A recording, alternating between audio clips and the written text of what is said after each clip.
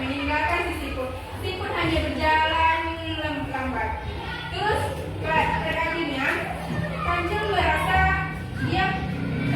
lelah dan ingin beristirahat di sebuah pohon.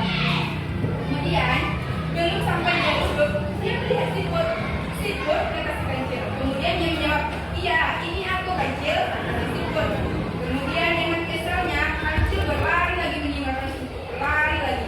Kemudian dia berhenti lagi karena dia lelah, berhenti di sebuah pohon yang rindang. Dan di sana belum sempat dia istirahat, dia melihat siput lagi. Siput kata si kancil, iya aku di sini kancil, kata si siput.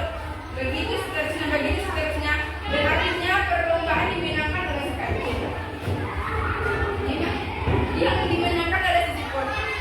Di mana siput merasa senang karena dia berhasil memenangkan perlombaan dan mengalahkan si kancil yang sombong.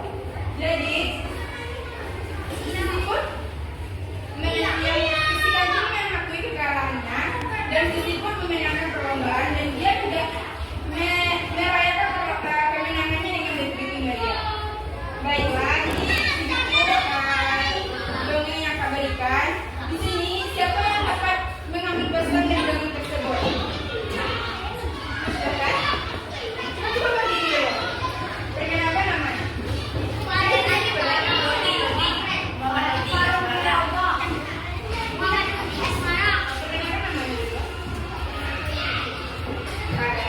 Apa pesan yang Kak berikan? Jangan pernah sombong. Bertepuk tangan kepada kalian. Ada lagi?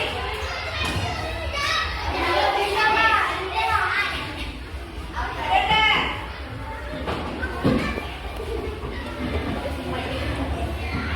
Habis?